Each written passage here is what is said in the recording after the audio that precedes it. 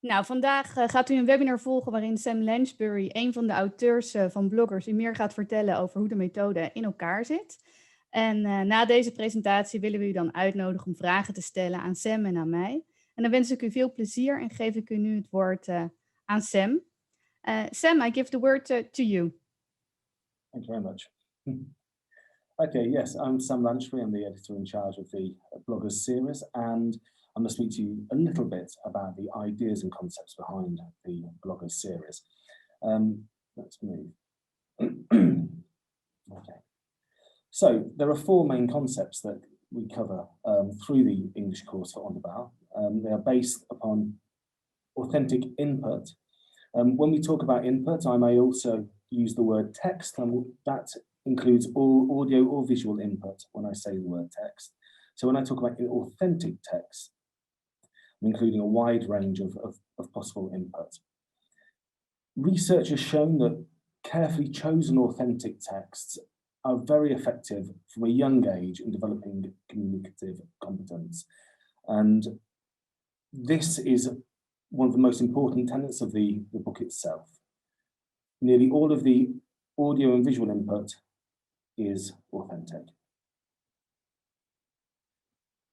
In terms of the way the lessons are organised, we organise them through task-based activities. We have a final task at the end of each unit, and all of the activities through the unit work towards that. Inductive grammar approach. This is a bit of a key word, but in fact, it's not that different from the traditional approaches. It just encourages students to think a little bit more critically about the grammar that they're learning. And we'll see how we've managed to provide a balance between more traditional grammar approaches and making inductive approach available to everyone. And also 21st century skills. We've included this here because of the recommendations from the SLO. And we feel that this is very important to help teachers develop the skills of using 21st century skills in the classroom and helping their students develop those skills too. Important word here is skills, a shift from content teaching to more skills teaching. And this is a global shift that's happening in many countries around the world. And so we've got a lot of places to look at for examples of ways of improving these 21st century skills. And you'll see through the teacher's book that we've done a lot of the work for you in terms of providing a wide coverage of these 21st century skills. Okay, so we'll move first to authentic input. Okay, in fact, I'll ask you a question first. If you could enter into the chat box the answer to the following question, and we'll share these. So my question for you is, what adjectives do you associate with authentic texts? When you think of authentic texts, what do you associate with them? Okay, real life, yeah. They've been produced by real people. You know, practical, good. I'm glad somebody put that. Yeah, they are actually quite practical. They seem at first like they would be inaccessible, but they have to be carefully chosen. Exciting. Yeah, that's the fundamental idea we're looking for. Social, realistic. Yeah, absolutely. When we're asking the question why we use authentic texts in the classroom, there are a couple of these things that really stand out. Real life. It has a real life purpose and a real life audience. These are things that have been produced with native speakers in mind, to be consumed realistically in a real life environment. So why not let our students have those that input? It's real language in use. Again, it's that real life, realistic.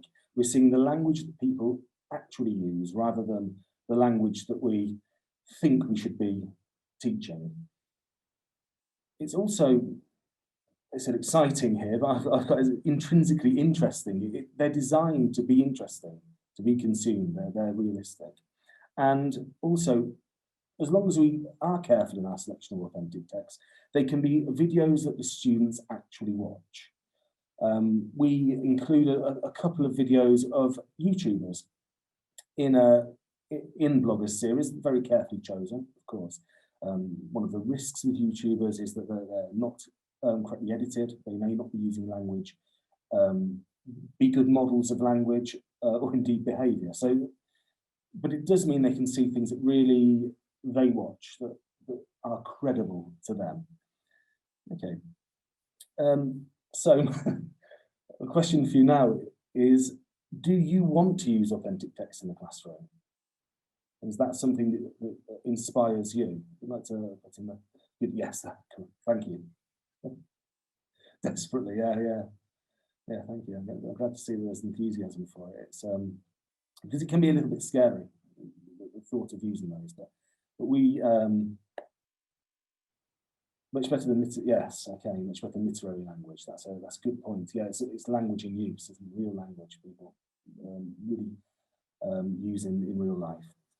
Okay, so we're going to look at a couple of examples of authentic text, but I have one more question before we do that. What types of authentic texts would you consider using in the classroom?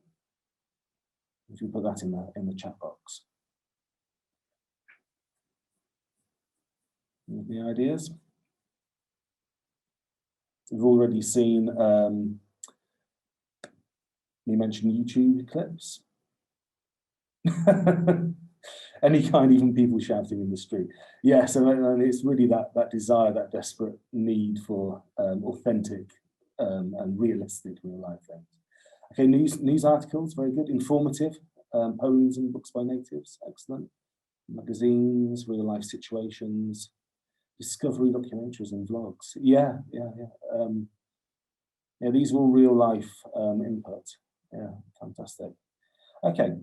Well, we've got some examples of some of the authentic texts that we have in our series. We'll start with videos. A lot of the audio input, authentic audio input, comes in the form of videos. So we have a number of them here. Songs, actually, that's a good one. Songs there. That's a style of authentic text that we've been using for quite a long time. That's probably one of the first that we would think of. Okay. So we have 4 examples taken from the series, from different levels. The top left is taken from Bloggers 1, so that's a starting point, a lower level, and the Socratica video on the top right here with the man and the bird behind him, that's taken from Bloggers 3, and is distinctly more challenging to be appropriate for the level. The top left video you can see there, Vox Pops International, what do you like to do in your free time? Are short interviews with children, most of them similar age that will be using the book. And we use this in the book as a model of output. So students see how, see what we're expecting, how they're going to, what we want them to produce, see others produce it, and then they get the opportunity to do that themselves. The top right video is an informational video about the state of Louisiana. Fundamental idea here is that they learn quite a lot about Louisiana and also see a model of how to present information in a spoken form that's clear and interesting. Our bottom left is another example of a YouTuber, Jake Pound, talking about British stereotypes. We'll look a little bit more at that related material to that a little bit later in the session. But he talks very nice and clearly, and he's of the age of the students, and it's exactly the type of video that they would want to watch. And in the bottom right, we have a recipe, and we use that. We'll look at that in a moment, in fact, to see how we take advantage of that. Okay, so here we have a screenshot of that video. We can use this first to start with some pre-tasks that we want the students to do before watching the video. So I have another question for you now. How might you, what language points rather would you expect to focus on in a video about a recipe? And what language points, vocabulary or grammar would you focus on? Any ideas?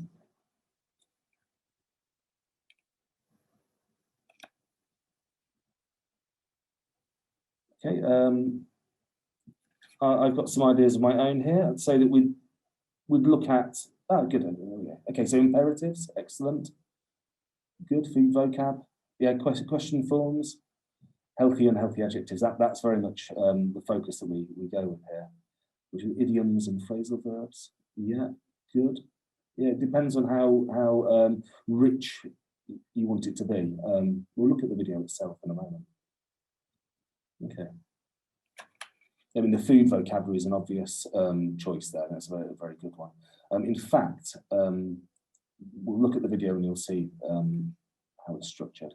Okay, so I'm just going to play the video, and I'd like, while you watch the video, I'd like to think about, now you've seen it, what grammar points you might focus on in this, and what sort of task you might expect students to do.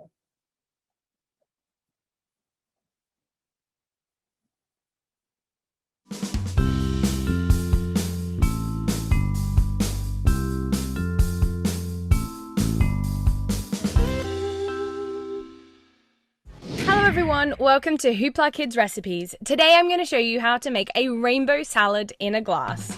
Yum! Let's get started with some spinach. I'm chopping some spinach up finely.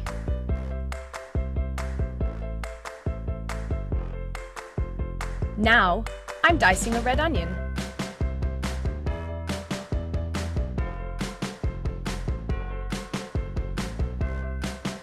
We don't want any big pieces. Now let's do the same with a red pepper.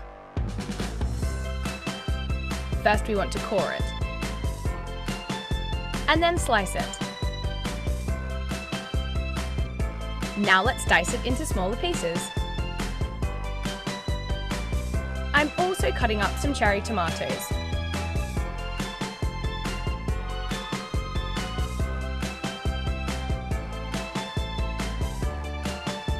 Now let's take some avocado.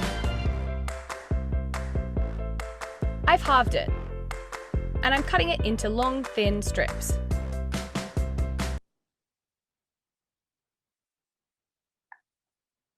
Okay.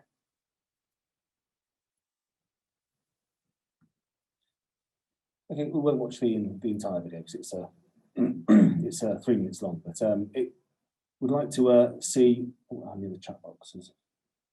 Okay. Now that you've seen the video, could you put into the chat box what grammar points and vocabulary points you think you would cover using this video? Present continuous, yeah. I mean, this uses the present continuous quite a lot. Present simple, present continuous, ordinals, yeah, numerals. Great, yeah, she's got the imperative. Yeah, we've got the food vocabulary, the items of food, but also the verbs. So that goes somewhat back to the idea of using phrasal verbs as a focus. Good.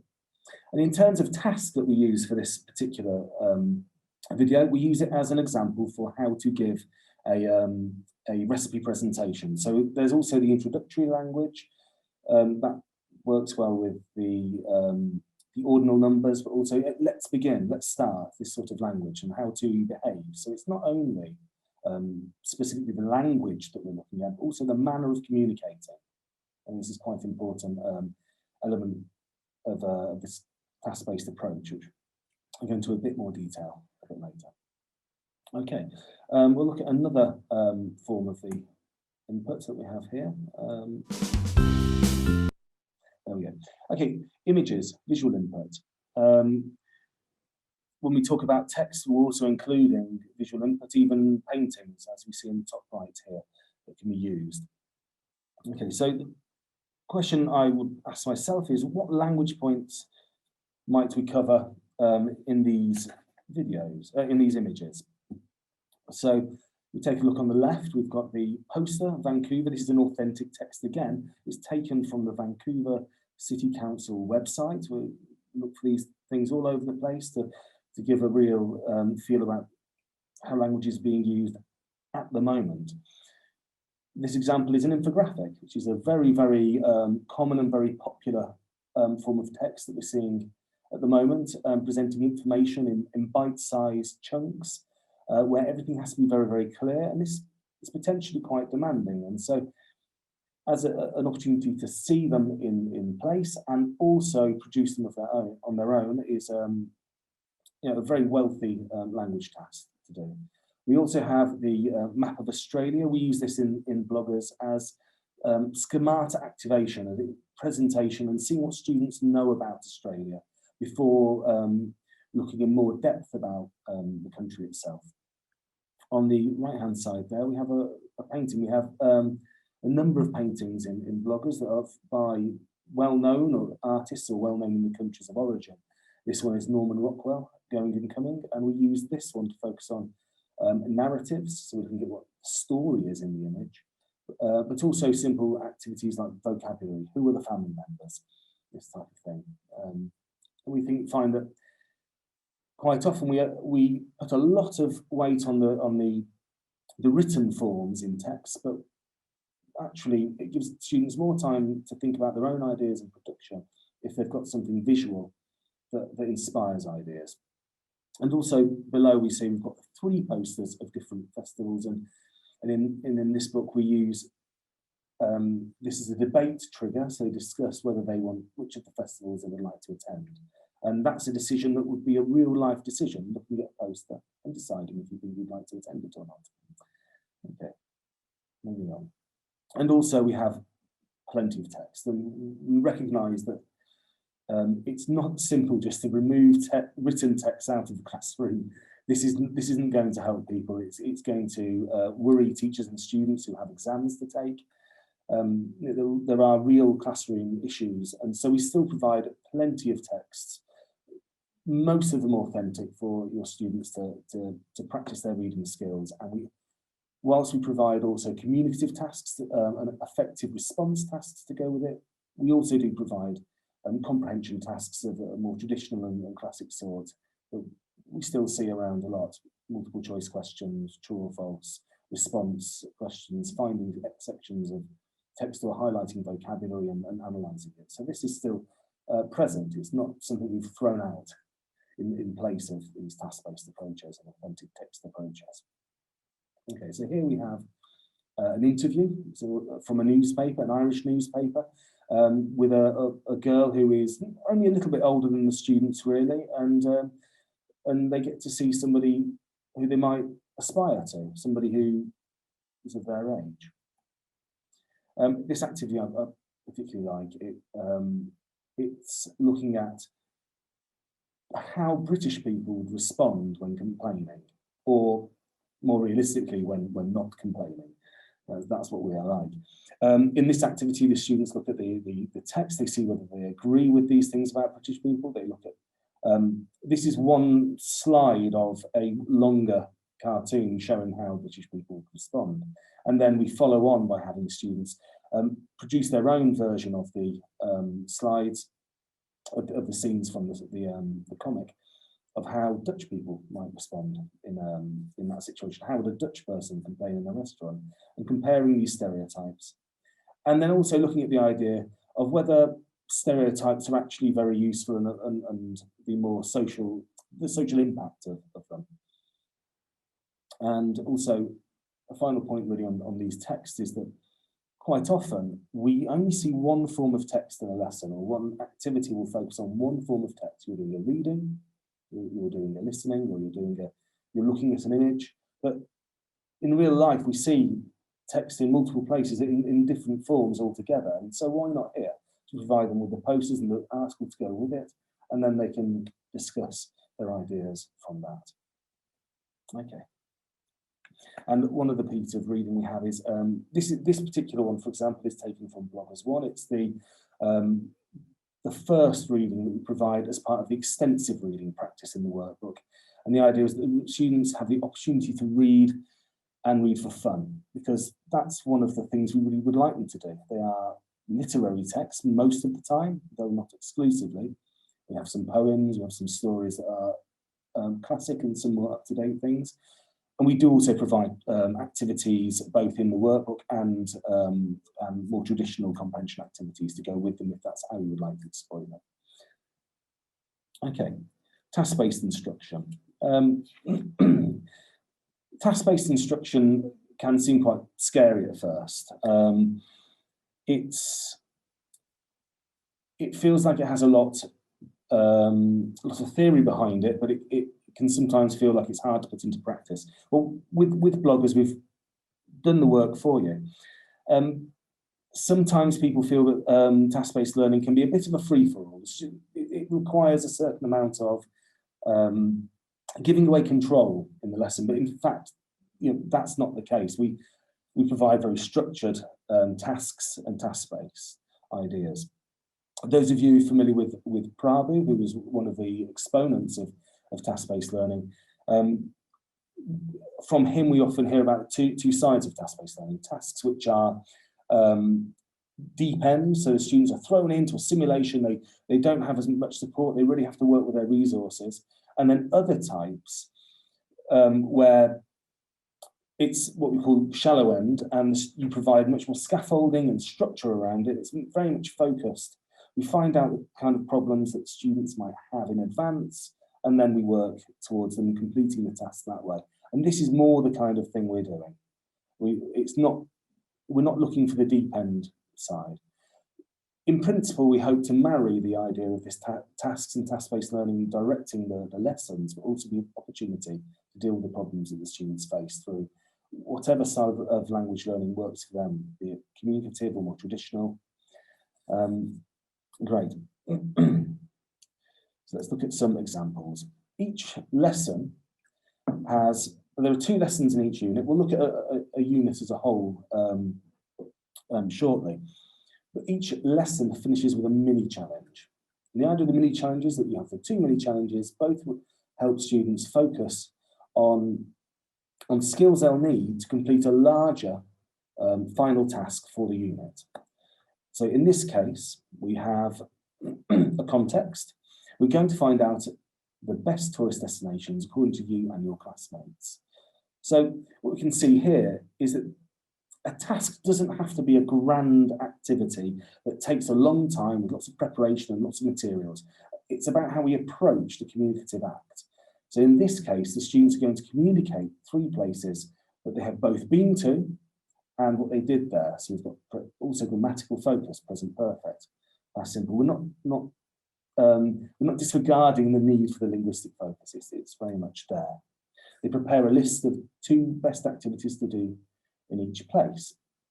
And then they present their ideas to the class in the form of an infographic. We've seen an example of an infographic today, and that's the idea here. And then there's a moment of reflection. Students vote for the best list and the best infographic. So they're looking at what made their task good or not good, and they can reflect and improve. In the case of this, we can see here one of the main benefits of task-based learning is that by its very nature, it's differentiated. We ask a student to produce something like this, they'll produce different degrees of different levels and different degrees of quality. And of course, in the compulsory education classroom, we have variations in levels of motivation as well, which we have to deal with too. When we say that they provide differentiation, it's that although it takes perhaps a little bit of extra preparation in advance, once that's done, when you're in the classroom, it frees you to see how the students are performing and jump in and provide the help when they need it, provide the support. So an example here might be that you're asking students to write about places they have been to. So they might be writing sentences in the present perfect, sentences in the past simple. If you've got a strong student who's written, say, 6 sentences here, and you might go and say, okay, 3 of those sentences are grammatically correct, 3 of them are not, and then step away. And that's all you need to do, providing them with the differentiated specific needs that they have. A weaker student, maybe who hasn't got the present perfect quite right, you might say to them, okay, these 3 sentences are correct, these 2 are incorrect. In this one, the tense is wrong, or in this one, the auxiliary is wrong, or the kind of description that works for them and for you with your particular group. So it allows you to come into each student and provide them with exactly what they need in that moment without worrying about them driving the activity forward. So that's going to happen. Okay, we'll look at a second one here. This is from the same unit. It's the second lesson in the unit, and you can see it's quite a different type of activity. Here, it looks like a traditional writing practice. It's writing an email about a visit. We've got clear grammatical focuses. When and where will you meet? Practicing will.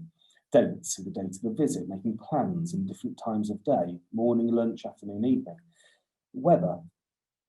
So we're still focusing on doing tasks that the students need, especially given the prevalence of emails and letters and correspondence in central exams in the Netherlands. So we need to make sure that we cover that type of thing quite a lot. So you see there's spoken practice with preparation and writing practice with preparation. The main difference here is we encourage classes to be done in a process manner. So we don't seek to provide them with a model which they would copy. They have a lot more freedom to produce what they want to produce, because ultimately in real life, that's what they'll be doing when later on they need to communicate at work or communicate in an educational environment via email or via correspondence. So this is an authentic communication for them. And it all leads into a final task. And the final task, if taken on its own, might seem like quite a large thing to do. Normally has a number of stages. However, if you're following the lessons and you've done the mini challenges, it's laid the groundwork for these tasks. Here, students have to prepare, students have to prepare a blog about a trip to Australia. They've already looked at the places in Australia they know and they've been to. They've looked at the language about describing that and the tenses they need. They've also practiced writing using the various grammatical forms. So here, it's coming together to make this final task. So it's very much a guided activity. It's not deep end style task-based learning where students are just left to fend for themselves. It's very much structured and working towards linguistic goals. Okay. We also provide support in the teacher's book in the form of projectables. They're not overly complex projectables for the reason that they shouldn't be a distraction, and they just provide a little bit of information here for the students to help guide them through the lesson. If you have this on the board, they can consult it, and it allows you to continue focusing on the needs of the students rather than making sure they're moving forward in what the activity is. We can see an example here. It gives some points about what to include and a bit of encouragement. Okay, the inductive grammar approach. As I said before, this can seem quite scary, but in fact it's not. There's a simple idea that we approach it from, which is we take examples of the grammar and the students look at those examples and they analyse them and make the generalisations. Why is this a good technique for students? Well, it encourages them to notice patterns in language so that when they're reading and when they're having contact with authentic input or speaking in English in class, they can notice these differences and they get the skill of assimilating these patterns that they notice. They're not only learning when it's being directly instructed, they're learning when they're encountering language later on. Let's look at some examples of that. Here we have an example of the more traditional approach. These are grammar reference sections that take a main position in the student book.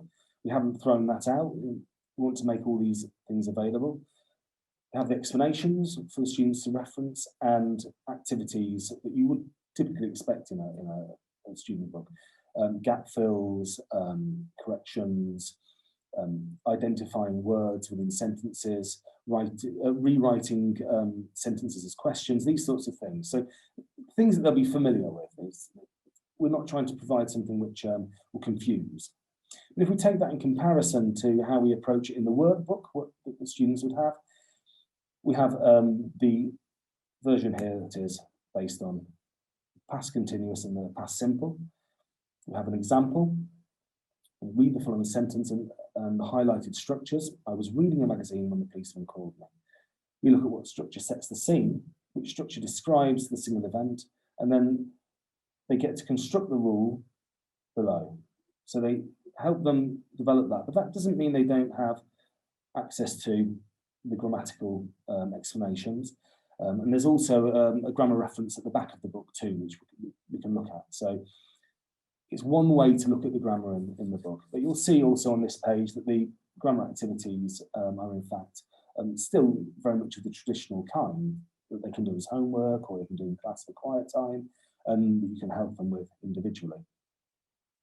So there's not a lot more to the inductive grammar approach than that. It's quite a simple concept. Okay. And the 21st century skills that we mentioned before. As I mentioned, the word skills is really the key thing here. We're only a few years into the 21st century, so it's obviously looking forwards to the skills they will need. Let's look at a bit more about that. Okay, we'll take a moment then to look at the student book itself. We're going to look at how those ideas run through a lesson.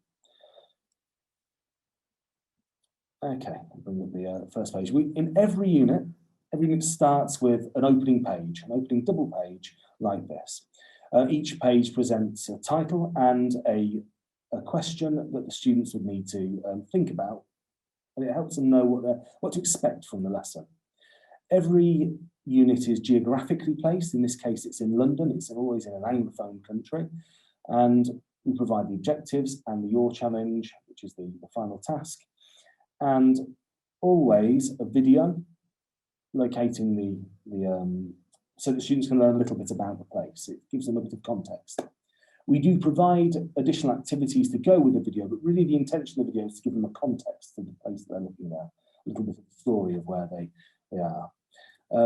Some of the videos in these opening pages are a little bit longer, and so that it's designed to get them to relax and enjoy the video too. And they're always authentic. Okay, so I have to click here. Okay, so let's take a look at the first lesson.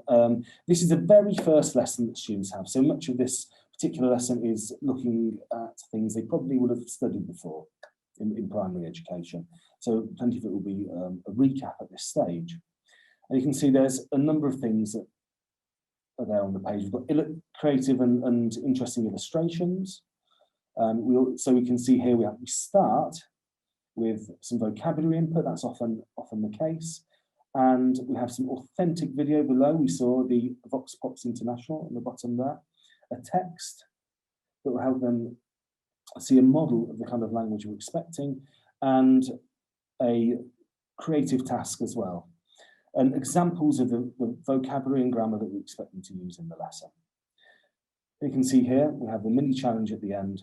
So that comes after they've looked at the vocabulary, looked at the grammar, done some more traditional activities as well. They will have already produced a number of times before reaching the mini challenge. So a lot of it, again, is things gradually repeating, coming back and gradually repeating.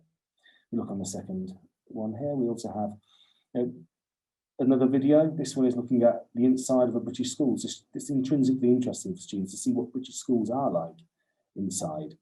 And also an authentic website text from, in this case, Oaks Park School in London. In Liverpool, because that's where this one is London, sorry. My apologies. Okay, that's not the end of the lesson yet, the end of the unit. We also have the grammar exercises with clear descriptions, questions relating to comparison between English and Dutch. We also have, and this page is quite an important page. It's the mind map page, and the idea here is encouraging students to try different ways of learning vocabulary. We do also provide glossary at the back of the book, traditional irregular verb tables, and some other contextualized unit by unit vocabulary. But here, encouraging students to try something a bit different, it's a bit more creative. Creating a mind map of the language that you know about from a unit or know about a context is in itself a task. They can do that, and it encourages them to remember the language in a more visual way. But as I said, we provide this and the traditional lists of vocabulary. Okay, yeah, and then here we have the final task on the right-hand side, and on the left-hand side we have the reason we've called the books bloggers is because each unit has a blogger, a particular person from an Anglophone country, sharing a bit about their cultural heritage and a bit of their cultural experience. And this is a nice doorway into seeing other cultures, discussing things. Then we have activities related to that. So it's a beautiful discussive lesson. And there's our final task on the right-hand side. You'll notice that in this case, we've got writing a short introduction about yourself and introducing your school, which are both activities they've done really in the mini challenges. So now you get to really evaluate how they've improved over that time. And that's quite an important part of it, getting to repeat tasks and improve them each time you do them. Okay, so that's the a lesson. That's how long a lesson is. A unit is. We'll just say a final few things about the 21st century skills coverage. You'll notice that we have activities such as to research, to discuss and critically analyse things. Well, these are all inspired by the SLO's recommendations, and although we don't directly take all of their descriptors, we do use those as, to create our objectives throughout. In English, we've decided to call them cognitive, intrapersonal and interpersonal competences, trying to divide that. Well, what does this mean? What are we trying to do here with the book? Well, in the teacher's book, we provide tables that show which activities cover which competencies, as described in the SLO chart that we just saw. The idea being that instead of having to constantly think about what activities are doing what and justifying to your managers or to parents and students, if you're covering these 21st century skills, we've done the work for you. In fact, the author Paul did a lot of work. He's got a lot of experience in the classroom working in Dutch schools, and he did all this work to make sure that you don't have to. Let's have a look at an example. This first activity, it says Life at Summer Day Camps, which is the first activity here. We provide the objectives, so traditional skills objectives, reading, speaking, cultural awareness, but also which of the 21st century skills that's covering. If you look at the bottom of the table here, you'll see that we've arranged that into 4 skills here and given them a letter. So, and at the bottom of each table, you'll see the legend, and you'll be able to compare and find out which activities are covering what. So let's say, for example, you need to cover something about digital skills. You think, well, I need to look for an activity, I need to make sure that I've got an activity with digital skills. You can look through this and find the activities and make sure that you give the right coverage for that. And then also be able to justify that in administrative documents. So we have the input and the initial skills. We might ask also, what other things do we provide in the teacher's book? Well, in these tables, we also provide additional activities. So we have classroom additional activities or possible homework activities. So you don't need to generate the homework yourself. You have a look here and say, well, okay, that's the task I'm going to set. But we also provide some differentiated activities here. Here we've called them trigger and transfer. Trigger for the students who need that little bit of extra push to get going, to generate some ideas, to start. And the transfer activities is the idea that those skills, that students who maybe are a bit stronger can transfer those skills into more communication. Okay. We also, as of Bloggers 3, so the third book, starts including exam practice, because this is really an important part. We haven't forgotten the importance of exams for students and for teachers in measuring success. So we provide in Dutch reading and writing practice in the style of the central exams. So this is a reading practice based on one of the extensive reading, literary or magazine texts that we provide alongside each unit. And so you will definitely be able to do exam practice in the classroom with this book. Okay, the final element really here is self-evaluation. This might seem like a bit of a difficult one, but as of Bloggers 3, we include also self-evaluation forms for each of the tasks. So this is core, well, it's linked to the idea of the 21st century skills of self-reflection, of knowing oneself, being able to analyse your own abilities and your own skills and take the tasks you've done and improve on them. So if we take a look at one for a mini challenge, oh, I don't have it there, okay. We have a mini challenge in the top left-hand side, and you can see there are only 4 sentences, and students simply have to say whether they did it well, okay, or not really. You're not asking them to do too much at this stage. You also have the teacher's evaluation there too. And on the right-hand side, you can see your challenge, which is a longer evaluative form, because it's designed to be much more, how have you succeeded in improving from doing the mini challenges? And we can see they've divided them into the core skills as well, from the 21st century: critical thinking, communication, self-regulation, and also social and cultural awareness. And these are core things to the course. But we do also provide more traditional evaluation grid for the teacher. This is one which is designed to work very much like the CEFR structure, where the descriptors are a little bit more objective and look at genre and grammatical and linguistic competencies in a more traditional fashion. So we've got the opportunity to do these in a number of different ways and try out new techniques. Okay, and so that's the end of my presentation of the book. We have three ready at the moment. We're working on the others. What you will receive is, we have the student book, workbook, and teacher's book, as the main part, but we also provide a USB device with all the audio and video files, the authentic text that we've carefully chosen for you, and also the access to the digital version on Blink. So all for me to say is that we've worked very hard to create a communicative, task-based, and interesting course that shouldn't be hard to use, because it's very well structured and provides everything you need for your lessons. So that's me. Thank you very much. I hope that you've been inspired by looking at bloggers today to try out more of these types of activities and use bloggers. Thank you very much. Thank you, Sam. Do you hear me well before I start rambling? Okay. Now, I think the people have had a really good idea of the book. Can you put on the next slide for me, because I cannot use it? Yes, I think. Oh, one back.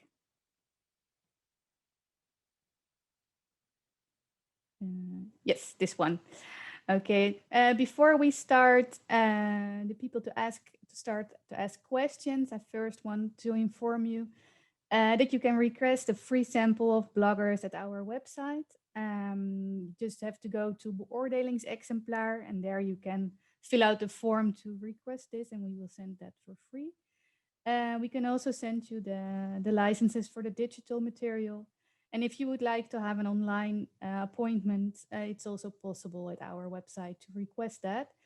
And if you would like a pilot class, we can offer for one class 3 books and online material as well, plus our online or our advice how to work with the book. That was it in short. If you can put it to the next slide, Sam. Yeah, then we get to the real end of the presentation. So I thank you all for listening to the presentation, and I want to ask you to ask your questions right now via the Q&A button, if you have any questions until now.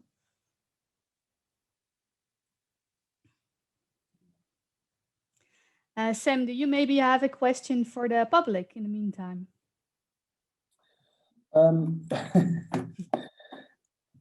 Well, yeah, my question would be that, one of the issues we face with encouraging communicative and task-based learning is it can seem quite daunting, quite a scary idea. And I was wondering if people felt that this might inspire them to, if this has inspired them to think about task-based learning a bit more and include in class. Okay, I see that.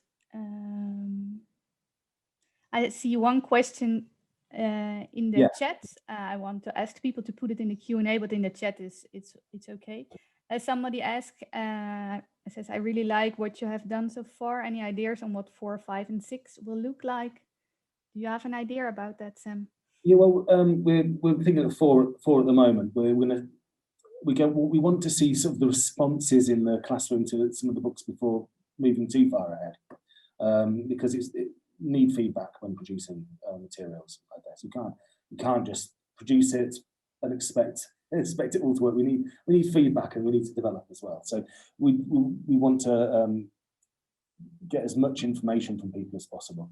4 will look, I think we're going to continue the structure that we're using in Bloggers 3 for 4. So that'll include the exam practice as well. But it will have more challenging authentic texts as well. And that's one of the great things. I'm really looking forward to Bloggers 4 when it's finished, because we've got a wider range of authentic texts to choose from that are much more interesting, you know, because that's what's nice about working with those high levels.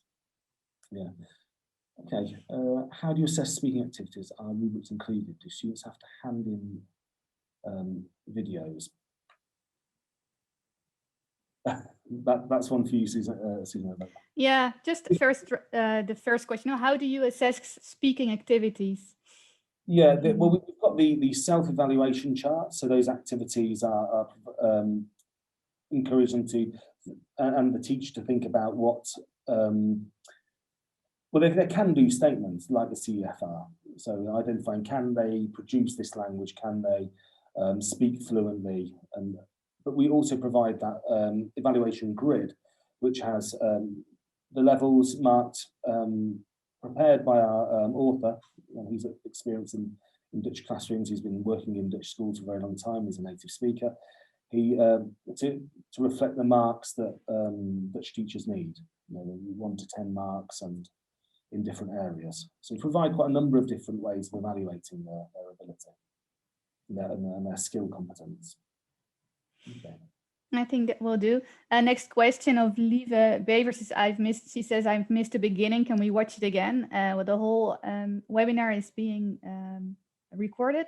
So once it's done, it will be set at our website. And I think we will send everybody the link to the recording as well. All the people who participated. That's what I mean with everybody. I can answer the next question. Is the grammar explanation in Dutch or English? In the main lesson component, the explanation is in English. However, the grammar reference at the back of the book's in Dutch. So it has examples, and it has things to look out for. Yeah, so, just to add one thing, because the whole. Oh, sorry, Sam. The whole book is in English, the text and the workbook, but at the end of the textbook, there is an explanation in Dutch of the most important grammar. And you can also find the vocabulary per chapter from English to Dutch. Okay.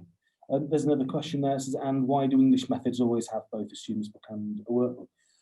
Well, I think there are practical reasons for this. Partly it's to do with making it available to as many different students as possible. Not all students can afford expensive books as well. So some schools decide to vary things, where they'll have student books, the school purchases, but the workbook is purchased by the students. That's one possibility. Also, it allows students to take workbooks home without having to take the student book home, so they have materials there. The student book itself is not designed to be written in, but the workbook, it provides space for them to do that, and it gives them a record that they can keep. So it provides a number of ways of acquiring the books themselves.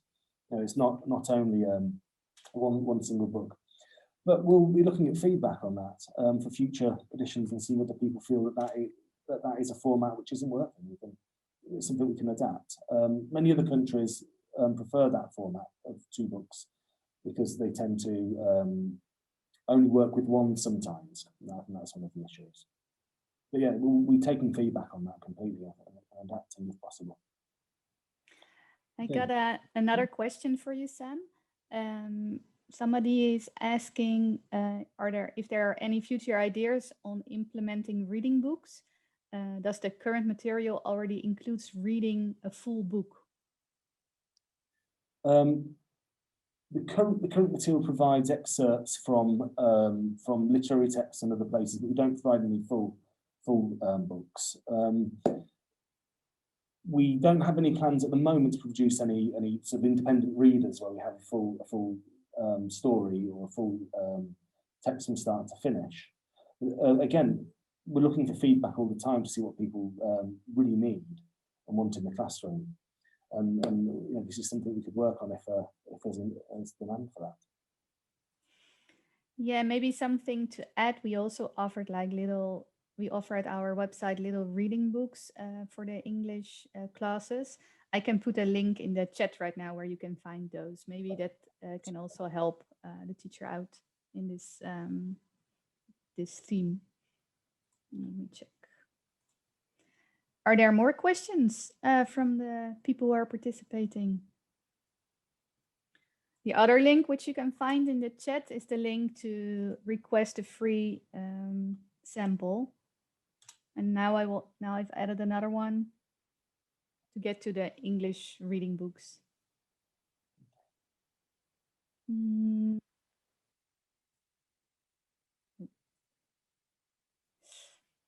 I think these were the questions. Do you have another question for the people who are participating, Sam?